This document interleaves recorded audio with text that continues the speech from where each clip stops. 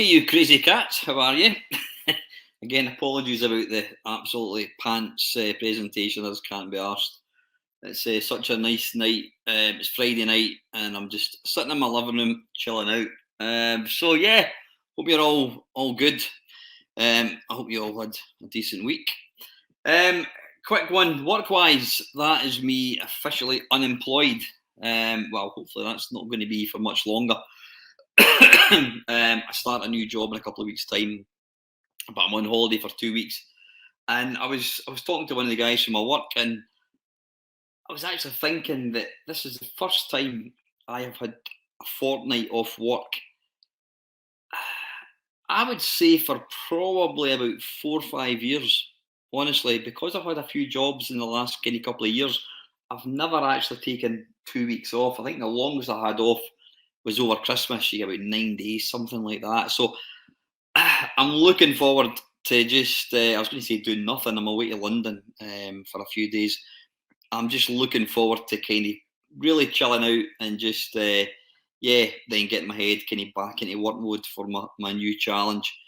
Yeah, that's me officially finished up. I finished up tonight, and I went round. I went round all my sites today and yesterday just to kind of say cheerio to the guys. And you know what? That's the thing. I mean, you know, with jobs, yeah, it's always you're always torn when you leave a job. I mean, I don't take any satisfaction out of walking away from a job. You know, with this one in mind, it's a different challenge. I think it's a good opportunity for me. But yeah, you always miss the people. You absolutely do. And you know, I was only in the last company for about 14 months, but lots of really nice people. And I actually found out, excuse me, I've still got a cough.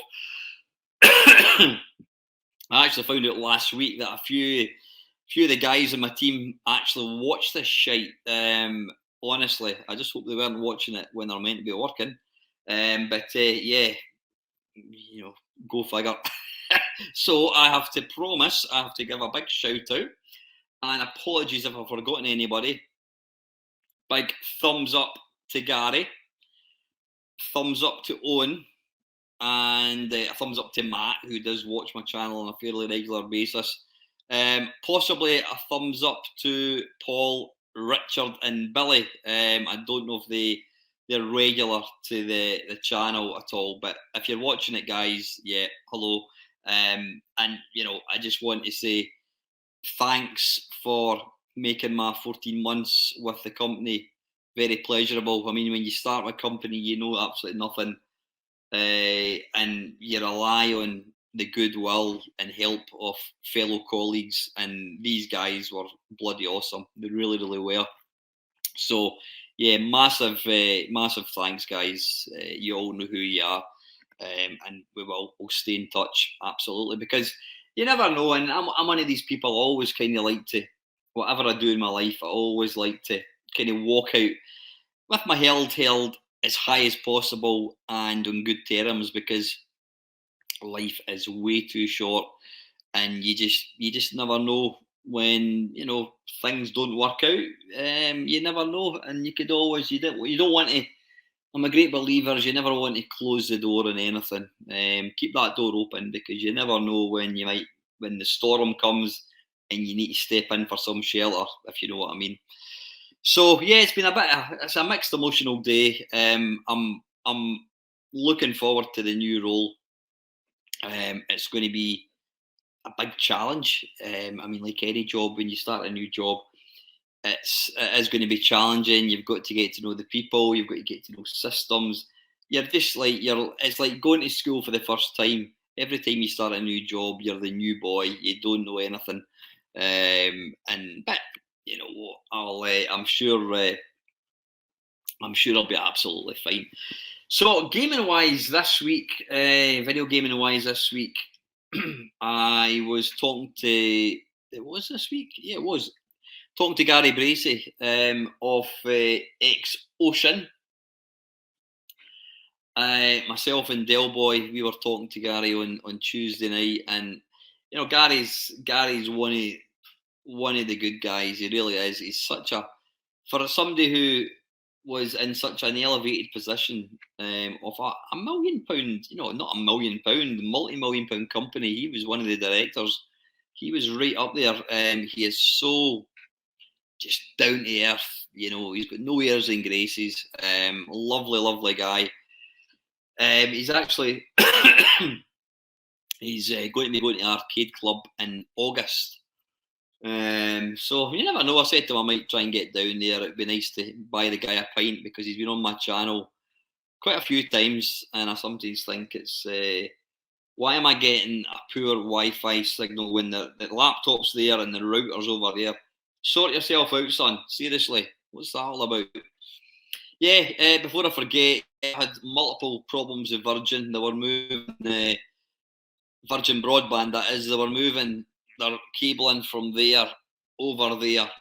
And so my internet was down for about 6 hours. I don't know what day it was. Fortunately, I was out in sight, so it didn't actually matter. Anyway, back to Gary Bracey. Gary's an all-round good egg. He's got some funny stories to tell, and he did say that I don't like calling it interview. An interview is asking a question where you're trying to gauge them to see if they're capable of doing a job. It was, I just call it a chat. He did say that my chat was probably going to be the last chat that he does from a kind of retro gaming perspective, because, but like myself, although it doesn't stop me talking shite, he says he feels that he's basically got nothing else to say in the matter. We've seen Forrest Gump. He gets to a point and he goes, I've got nothing else to say about that. And I think that's where Gary is. And I was like that with the Friday Waffle. I mean, excuse me, I would probably say the last 3-4 years possibly, my waffles they've got very, very tenuous links to video games. And that is because I have utterly, utterly emptied the well, scraped the barrel, call it whatever you want. The picnic basket is empty. Somebody's raided the fridge. I've got nothing else to say about video games. I mean, I've got nothing interesting to talk about. That's why I always do rely on you rock and rollers to ask me questions and try and keep this thing going. Because I think it was about maybe 4 years ago, I had actually said that unless you lot come up with questions, I'm going to have to retire the waffle. It had a good innings, but here we are. What's today's date? It's 2022. We're 9 years and we're still making them. A couple of my guys at work did say, Christ, you can talk bollocks. And they're absolutely right. Absolutely right. And God knows why anybody even wants to listen to this shite, but I don't know, somebody does anyway. So, and I'm grateful for that. Following on Thursday, last night, Thursday night, I did a watch with Main Meister, basically where I take a video game TV program of sorts, a classic video game TV program, watch it, and we all watch it together, and I just talk shite and try and be entertaining, not always successfully. So last night, I think it was Doug Scullery that had asked me, could I do a watch with Main Meister but look at commercial breaks, which was a BBC documentary, and it basically charted the downfall of Imagine Software. I thought it was going to be about an hour, but it was only, I think, 29 minutes. So I didn't realise it was as short as that. I thought it was a lot longer, but so we watched that together, and then because it was only half an hour, I thought, fuck it, why don't we watch a Starcade? So I think we watched Starcade episode 4. So that was good fun. That was really, really good fun. So that's kind of been it. Not a great deal. I've not played any video games this week at all. No. haven't played anything. I've not even switched my Xbox on for a couple of weeks, so I'll need to kind of rectify that. So yeah, I'm just going to. I know it's only 10 minutes in, but I've really not got a great deal to talk about at the moment. So I'm going to let me just talk. Sorry, start again. Let me just look at the questions from last week. Milthy Swinbuckle. No, in fact, we'll start at the very top. Delboy 3K1, yay, 1,000,000 views with everyone. A winner, absolutely. They'll probably find that about 100,000 of these views were actually me back in the day, because back when I first started, I used to watch every video that I did. And not because I'm some sort of egotist, or I like listening to people talking about video games, and whether that person happens to be me, it doesn't matter. Thanks for all your support to me personally and to my blog. You're very, very welcome, Dale. I've been reflecting on my TV watching during my younger years. What was your number one favourite TV show during the 70s and one for the 80s? I know you were sporty, but I think you may have had at least one. Great stuff, Excelsior. Yeah, I've never really been a massive TV fan. You know, even in the 80s. I mean, as a kid, I would obviously watch all the stuff. You know, growing up with my sisters, my mum and dad. You know, this is before Channel 4 became a thing. You had three channels. I'm not that old. I only remember two. I remember BBC One, BBC Two, and well, Scottish Television, STV, as it's up in the UK, up in Scotland. But yeah, when I got to about kind of 16, 17, I got into computers, and computers kind of took over my life. You know, instead of watching TV, I would rather play the computer game. And then when I got to about 17, girls came along, and well, we know where that leads. But what programs did I really like? One of my favourite programs from in fact, okay, he's asking the 80s, the 70s and 80s. From the 70s, apart from your kind of normal, you know, It's a Knockout, Jim will fix it, dare I say. What else was there? Any programs on in the 70s that I used to love? That's sad, you know that. I mean, I suppose stuff like I love the Dukes of Hazzard. Was that the 70s? That was probably the 80s. The Dukes of Hazzard. Things like Kojak. I did like Doctor Who when it was John Pertwee. And then when that what's his name, Tom Baker came along, I kind of just switched off at that point. What else? What else did I used to kind of watch? It's weird. I mean, when you think there must have been thousands and thousands and thousands of programs, or maybe not thousands and thousands. I'm talking shite. But there must have been. There was a lot of programs. There was a lot of programs. Not as much as nowadays. I mean, now you can't even have a conversation with somebody about the TV, because it's like, well, did you watch Ozark? And they're like, what's that? Oh, it's on Netflix. No, I'm watching Game of Thrones, or I'm watching Outlander. Because there's so much stuff to watch now, we just don't have anything in common, and we don't have that kind of common link to talk about it. But as you mentioned there, Del, I mean, I liked when I got into music when would it be? 1980, I think it would be, when I first started high school. I started in '79 actually. Started high school, got into Madness, the Specials. I wasn't a fan of Bad Manners, I have to say. The Selector, yeah, not really, but the Specials and Madness were kind of my two big groups. I mean, I love things, you know, Howard Jones, Depeche Mode, orchestral manoeuvres in the dark, all that kind of stuff, all the kind of technical, all the kind of the electronic kind of keyboardy stuff. But yeah, I used to watch Top of the Pops, love Top of the Pops. And I actually, for somebody who does not watch soaps at all, I did in the 80s. I did. I'm kind of jumping again. I'm jumping in the 80s here, but I'm just going to put them all together. I did. I loved Brookside. We can all remember Trevor Jordash getting buried under the patio. Brookside. I used to watch EastEnders, Dirty Den, Angie, whatever her name. Can't remember her second name. What else?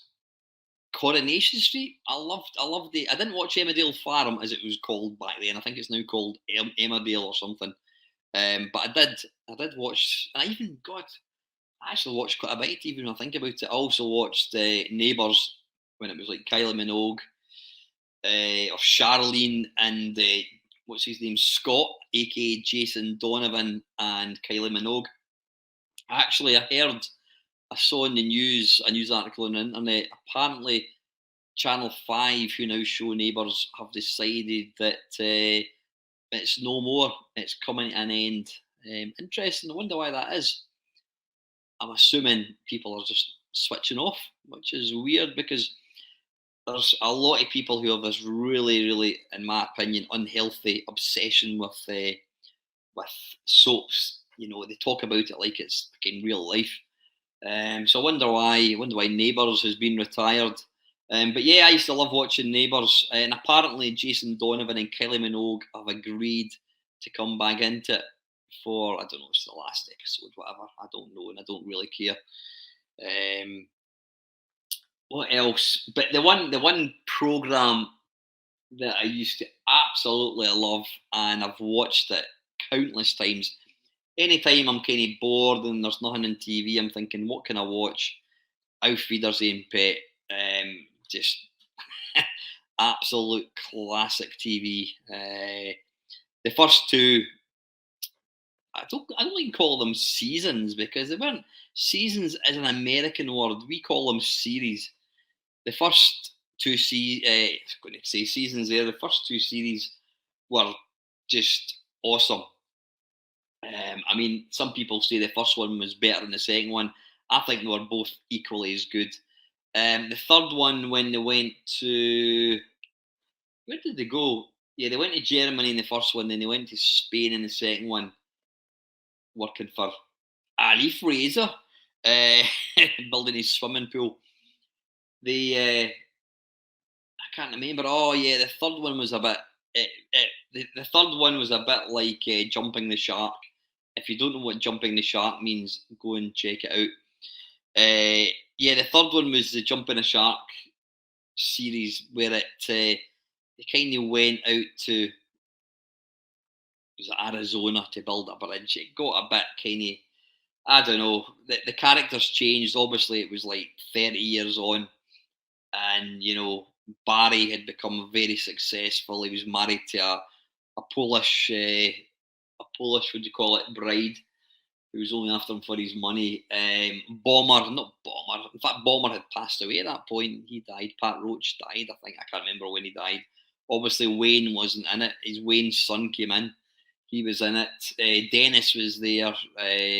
Neville was in it, obviously. Moxie was in it. All the originals are in it, apart from saying Bomber and Wayne, because they were dead, so they weren't going to appear in it. But yeah, it was a bit kind of weird. But the first two series, there I go again. I'm doing it again. The first two series were awesome. Probably some of my favourite 80s TV. But to me, and you did touch on it there, Dale, was sport in the 80s for me was a massive, massive part of my life. My dad was always he was into keep fit. My dad played rugby, and then when he retired for playing rugby, he was at the rugby club all the time. Some of my happiest memories were watching the Olympics. And it's funny now, even like now when I watch the Olympics, I always kind of imagine that my dad's with me watching it. My mum wasn't interested. It's funny how my mum and I used to watch TV. My mum and I would watch films. My dad wasn't interested in films, whereas my dad would watch sport, and I would watch that with him. We never watched films as a family. Like I said, my dad was not remotely interested. maybe that's where I can take after, because my dad was never interested in really watching TV or anything. It had to take something really special to get him to watch it. So that's possibly why, because a lot of people have said I'm very much like my dad. And you know what, my dad was my idol. So there's no bigger praise than to be told you're like him. So I take that as a massive compliment. But yeah, watching the Olympics, watching the snooker, that brilliant, back in the good old days with Alec Higgins and Willie Thorne and Tony Knowles, Ray Reardon, Doug Mountjoy, Terry Griffiths, yeah, all these guys, Tony Drago. Was it the Hurricane or something, or what was it? The World? No, the Whirlwind was Jimmy White. The Hurricane was, I can't bloody remember what Tony Drago's nickname was. But yeah, and then you had on a Friday night. Sometimes you had the Athletics from Crystal Palace, and I mean at that point the UK had an absolutely cracking lineup of like middle distance runners. You had, or would it be classed as longer distance? I don't know if it's middle distance. Basically, the mile, 1500 meters, which was kind of almost a mile. Back then, you used to have the mile race. You don't get that now. You very, very rarely don't get that now. I don't know why, because they used to every now and again they'd say, right, they're going to be Steve Cram or Steve Cram, Sebastian Coe, Steve Ovett, was it David Elliott? Something, I can't remember the name of the guy. They would go for the world mile record, and it was brilliant. It was absolutely brilliant. You had these three guys, Ovett, Cram, and Co, all racing at the same time, and it was awesome. No other countries had a look in. These guys completely dominated the sport. Then, of course, you had the 100 meters, the sprinting, and Scotland had a real you know golden era of sprinters. You had Alan Wells, who I later found out is actually he is my dad's. He's my dad's cousin's husband's cousin. So there you go. So technically, I am related to Alan Wells. Yeah.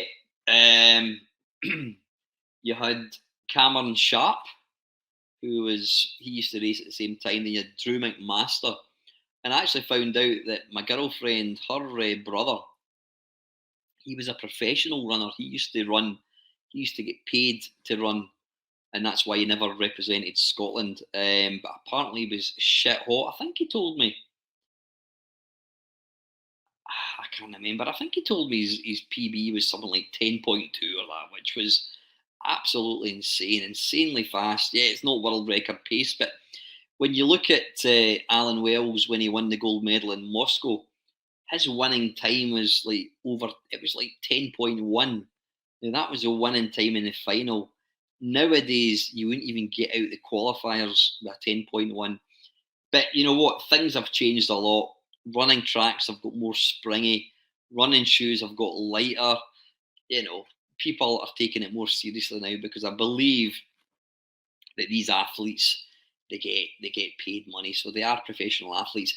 Then of course you can't forget guys like Daley Thompson. It was absolutely wonderful watching Daley Thompson competing. Can't remember what the first one was. There was the Moscow. Yeah, Moscow was 1980 Commonwealth Games, 1980 Olympic Games. Then 1984 was Los Angeles, and I think 1988 was Seoul. 1992 was Barcelona. 1996. I can't remember. 2002 was Sydney. Can't remember 2006. I'm missing something here because 2012 was obviously London. Sorry, I'm just showing off. I was just trying to remember, see if I could remember as many Olympic Games. But yeah, watching athletics, watching the Olympics with my dad. That was I just noticed the camera it's quite annoying. It keeps doing that horrible thing where it keeps picking up. Maybe if I keep stop trying to move my head. So that was great. And just when I'm thinking about sport, one of my all-time favourite programs at that time was the Superstars. If you don't know what the Superstars was, it was basically an athletic. It was a competition where they would take like sportsmen from all over, like footballers, rugby players. I don't think the Catholics would have been allowed because they would have absolutely dominated. Um, what else did you have? You would have like middle distance runners, javelin throwers, whatever, all that kind of thing. And they would compete in things like rowing, cycling, sprinting. They didn't have archery or the shot put. They had things like rifle shooting, and then they had the infamous gym tests. Now that involved doing as many dips as you could within I think a minute, and then you had squat thrusts. If you don't know what that is, just Google it. That was another one, and yeah, it was always interesting because you had all these different kind of not celebrities. They'd be called celebrities nowadays, but back then they were just sportsmen. And what I always thought was quite entertaining was the fact that the rugby players always beat the football players. And football players back then, they were always professional. They were always they got paid, nowhere near the money that they get nowadays, obviously. But yeah, you had rugby players, and they were amateurs. And even though they're amateurs, they were still better. You know, they had a better all-round fitness. Football players were usually quite quick at running, but when it came to kind of strength exercises, the rugby players always dominated. But there was one guy and one guy alone that would always be when you talk to anybody of my age about superstars, and you say name one person that did it. Brian Jacks. Now he was a judo person for I think he was I don't know if he did he get the gold medal or something for doing judo for the UK, and he had an absolute awesome perm picture up there, and yeah, he used to annihilate everybody at everything, especially the gym tests, the dips. Oh, you also had taking penalties, which I always thought was a bit unfair, considering the football players were footballers. Or maybe they weren't allowed to take part in it. I can't remember exactly. Um, but yeah, Brian Jacks used to absolutely annihilate everybody. I mean, you know, I don't know how many people took part in it. Say there was like 10 others. The other 9 would maybe get, the guy who came second would maybe get like 40 dips. Brian Jacks would get 126. Squat thrusts, they would get 62. He would get 140. It was just, he was insane. He was insanely fit. Yeah, mental. But you know, I love that, and then you know, I would absolutely love to see it. I'd love to see it come back, but I don't think you will. I don't think you'll ever see it coming back for a couple of reasons. I mean, back in the day, there was an infamous incident where Kevin Keegan, another guy with a classic perm, Kevin Keegan fell off the bike. Now it was on a kind of a red ash kind of track, and you ought to see his injuries. He fell off it at speed. He collided with somebody else, and he fell off it. He landed on his back, and he basically burned all his back. It was horrendous, really, really bad. So I don't think there's 2 reasons I don't think you'd ever get it coming back. One is from an insurance point of view. Insurance companies, all these athletes now are professionals. They're all extremely well paid, and there's simply no way that their clubs or whatever would allow them to take part. The second one is the vanity or the ego. can you imagine, I don't know, Ronaldo or whatever, or I don't know, yeah, Ronaldo. Can you imagine Ronaldo taking part in Superstars and he gets beat by some rugby player who's on 2 grand a month? You know, the ego, they wouldn't want to put themselves up to it. There was a reboot, I can't remember, maybe about, well, I'll tell you, I'll try and to try and time it. One of the guys that took part in the reboot was a snooker player called Paul Hunter.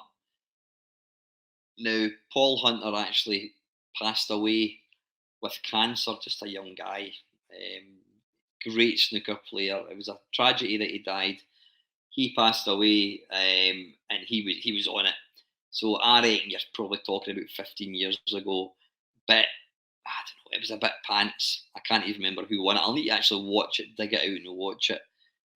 But yeah, the Superstars was one of my favourites. Anyway, listen, I'm kind of waffling on a lot. Jambon, mental. Congratulations on the million views.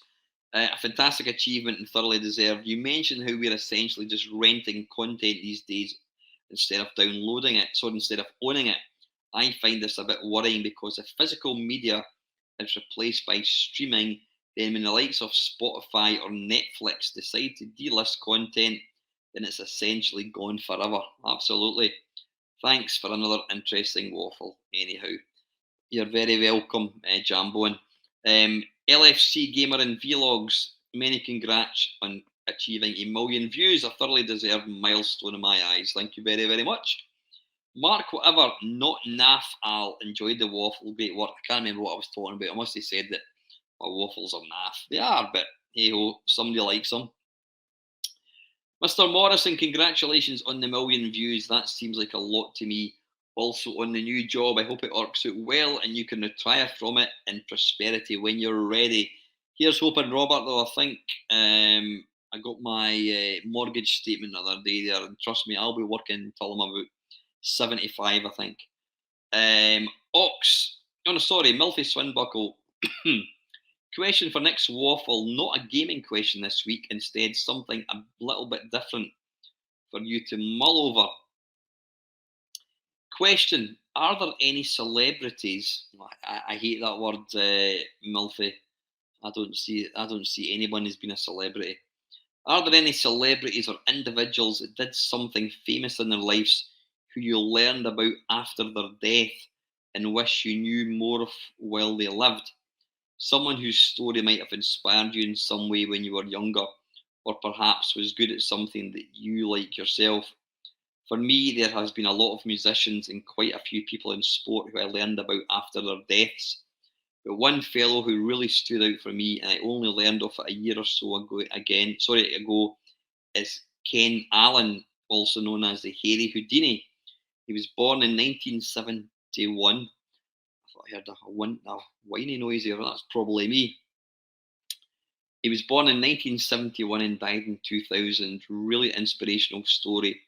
But even though he was born into a place not of his choosing and escaped ingeniously several times, only to be recaptured soon after, he never hurt anybody, though he could have ripped any one of us hairless bastards limb from limb if he wanted to.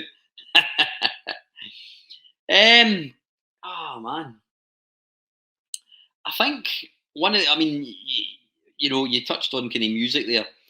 I always There's been a lot of musicians who I wasn't into at the time when they were alive and kicking, and then when they pass on, you you kind of you look at you look and listen to their work, and you realise just how bloody good they are, and that's true for me with people like Queen, Freddie Mercury. You know, I wasn't really a fan of him at all, but over the preceding years after he passed away, just realised just what an amazing person he was. I'm just trying to think. I mean, I don't know. You know what I should really do? I mean, one of the things that I always do with my Friday Waffle, is I never really read the questions. I don't. I always actually make a point of not looking at the questions. But the problem is when you do get a good question like this, it deserves a bit of thought. And so when I'm kind of put on the spot, I'm kind of like, oh, I can't answer that. Can't answer that. I'm just trying to think. I mean, I do, as although I'm clueless when it comes to history questions, geography questions. I do like my history. I've got a fascination for people really pushing the boundaries of life. People, Edmund Hillary, who climbed Everest. I've watched probably every YouTube thing that's on there about Everest. The same that goes guys who got to Scott of the Antarctic. Is it the what the hell is it? Is it the Victory? What's the name of the big? Oh, is it a cutter ship? The big ship up in Dundee. Is it the Victory? I can't remember. And was it Captain Scott went to was it the North Pole? I think it was, or was it the Antarctic? I can't remember. See, I told you I'm stupid. But guys like that, it's only when you actually immerse yourself in just how difficult it was or would have been, and then you think to yourself that these guys were were doing that before they had all the kind of warm clothing, before they had the you know the oxygen and all that kind of stuff that they've got now. I mean, I don't think there's people climbing Everest every day now. You need to have a lot of money to do it, and basically nobody gives a shit. Because I always think it's a very it's like a watered down achievement, because you get all these fat cats, not quite literally, but people with way too much money, and they will pay a company money. They'll pay a company. I don't know. I'm sure I watched one fairly recently. I'm sure they said it was like £30,000 for you to go up Everest, because you've got to pay for the Sherpas, and they'll. That's the thing. You do the walk in, and they'll carry the stuff, and so they're going up and down Everest, and you're going up and down as well, but they're the ones that do all the carrying. I don't know. I just think there's something not quite right about that. In fact, the program that I watched, it was the Sherpas' families were all saying that the Sherpas really don't get the recognition or the money they deserve. But the Sherpas themselves, I think they think, well, we make our money, it's tourism, etc., etc. But yeah, they still put they still put their life at risk. But yeah, so things like that when you to climb Everest now. I mean, don't get me wrong. There's no way in a million years I'd be able to do that. And I wouldn't want to do it. It'd be like my worst nightmare to bloody climb Everest. But it would be a lot easier for me to climb Everest than it would have been for Sir Edmund Hillary. Climbing it back in the day. I watched so Ranulph Fiennes, who's a very decorated explorer. He's climbed Everest multiple times. He's done. Apparently, Everest isn't the most difficult mountain. It's the highest, but apparently, I think is it K2? I think is classed. I think that's the second highest, or is it the third highest peak in the world? Peak mountain in the world. But I think Kilimanjaro is K2. I think that's actually more dangerous. Is actually harder to climb. But yeah, Sir Ranulph Fiennes, it's now got to a point with Everest where you have to queue up to summit. So you get to a point, and I don't know how far you are, maybe you're 30 meters from the summit. And because the summit itself apparently is very small, you quite literally can only have so many people at the top at any one time. So you've got to wait your turn. And so people are now paying all this money to get to the top. And there's been instances where people have been found and they're dying, and other people have stepped over them and kept going. And I'm kind of split because apparently, for you to try and rescue somebody up there is going to be very, very difficult. In fact, if you're to try and rescue them, chances are you may die trying to help them. But would you? It seems ethically wrong to basically step over somebody knowing that they're going to die. You know, would it not be better to for you to think, right, okay, I can't physically carry this person off the hill or the mountain, but I'm going to turn back and get help. But no, they're putting the, reaching the pinnacle of Everest above somebody's life, and I think that's wrong. So yeah, people like that. I mean, I can't think of anybody in particular. Elvis is a massive idol of mine. I think he's bloody awesome. But then there's so many people who are not necessarily well known that have done so much for the country, for the UK, for the world. Um, during the war, so many people did amazing things, and they don't get any kind of recognition. Um, but yeah, anyway, listen, it's a bit of a naff answer, Milfy, but that's kind of it. Ox is asking, why not do a special featuring your systems, showing a couple of games on each? Always good to see the real iron in use now and again. I certainly will. By the way, I meant to say, if I mentioned about the Harmony cartridge from Atari, or for my Atari, I should say, and I bought one, and it arrived today, and it's just the SD card. And I went back onto eBay, and yeah, it does say SD card only. But the guy had photographs of the cartridge, and I kind of felt I was kind of tempted to say to him, "Listen, mate, I've bought this thinking it was the actual cartridge." Because to be fair, I think it was 24 quid plus £4 postage.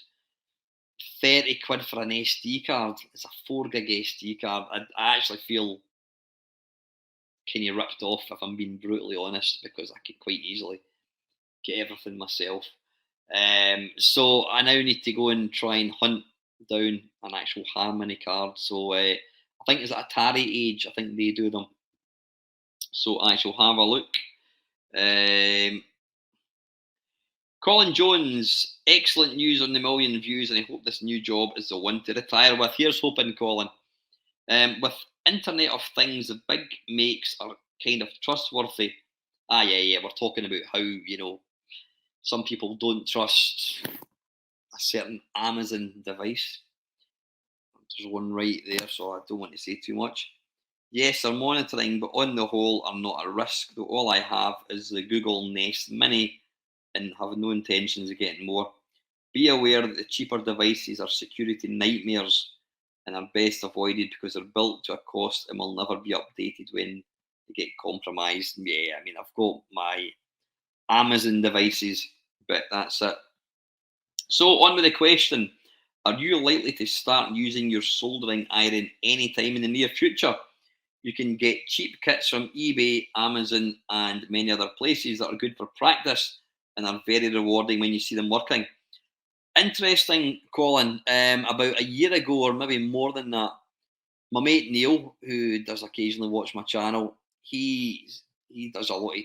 He's fixed a lot of things for me.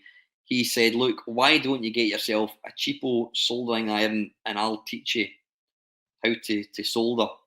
So I bought one, and then COVID came along, and we weren't able to kind of see each other for 2 years. And then about, I don't know, 6 months ago, Neil said, "Look, go and dig out that soldering iron," and he has a couple of little boards, test boards, which you can use as kind of practice.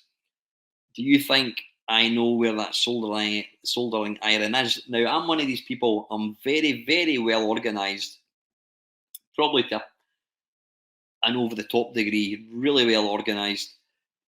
Um, But I can specifically remember putting the soldering iron away somewhere safe so that when I could use it, I could use it. Don't ask me where I've put it. Absolutely no idea. Is it something that I'm going to do? Hopefully, because yeah, having all these kind of old bits of hardware, they are going to fail. You know, capacitors, all that kind of bollocks is going to fail. So it's probably worthwhile that I do learn to fix it. So, and 8-Bit Steve, the one thing my wife and I agree 100% on are things like that Amazon device. We don't want this crap in our house and we'll never have one. We don't want something listening in on us. And that was the reason I never bought an Xbox One. When that originally came out, it was with the Kinect camera and you could not buy the Xbox without it. So I bought a PS4 instead. I know some people love that stuff, but my wife and I value our privacy. And a camera or mic in our room, hell no, no way. Yeah, I mean, you know what, Steve? Absolutely, everybody to their own, and you know, everybody's entitled to have their own opinion about things. I personally don't have any real problem with it. I think you know the fact that I'm putting myself on the internet as well. You know, you're always taking a bit of risk, but I do, like Colin says, I think these big companies, you know, they've got to ensure that their products are security tight, you know, or secure tight. They can't have people's data and all that kind of thing being compromised. And so, yeah, I don't have a problem with that. I wouldn't, again, what Colin said, I wouldn't go buying some real cheapo, you know, I hate to say it, Chinese knockoff. And, you know, it's going to do that because, as Colin says, you don't know what kind of standard it is. So I've got certain levels of what I would and wouldn't do. But yeah. So anyway, listen, guys, I've managed to spin this out to 47 minutes and 21 seconds. So listen, guys, I'm just going to lastly again a big thanks to, it says, Gary, Owen, Matt, Paul, Billy, all the guys from my work, my old work. You know, thanks for working with me, making my job easier. But hopefully, you guys are going to continue to watch this pile of shite. If you've got a YouTube channel, I think Owen actually commented on a video. I think it was my 10 credit challenge. He wants me to play Sonic. I've got to say, Owen, no, because excuse me, Sonic, whilst I am officially shit at games, Sonic does take quite a bit of time to play, and to play 10 games of that, I think people would get rigidly bored. I know I would get bored playing it for 10 games in a trot. That's why I'm picking arcade games, because arcade games, you're over and out within 2 minutes. So having 10 credits, you know, for me, it's going to be quite interesting to see how I can improve, you know, in that short space of time. As I said before, if there's any arcade game you want to see me have a crack at, preferably something that I'm not familiar with. I mean, I know I was playing Ghosts and Goblins, which I do play a lot, but it'd be interesting to play a game that I've never really played before, or one that I don't play particularly often. So get your comments down below. Please keep the comments for the Friday Waffle coming along, guys. I will be along on Sunday. You know what? I might actually go for a longer stream. I might go to 3, maybe more, maybe even more than 3 hours. I'll see. I'm not going to finish it because I'm on holiday. I think I've told you that already. I'm not. I'm going to have a nice long lie-in Monday. So yeah, I might go for a 3, possibly 4 hour Commodore 64. Maybe try and get it down to that I've only got one more part of the C64, basically where I play games that me and a few chums have picked, games that are worthy of your attention. So anyway, listen, guys, have a great, if you're watching this on a Friday night, have a great Friday night. and an absolutely spiffing weekend. As always, guys, as always, thank you very, very much for watching.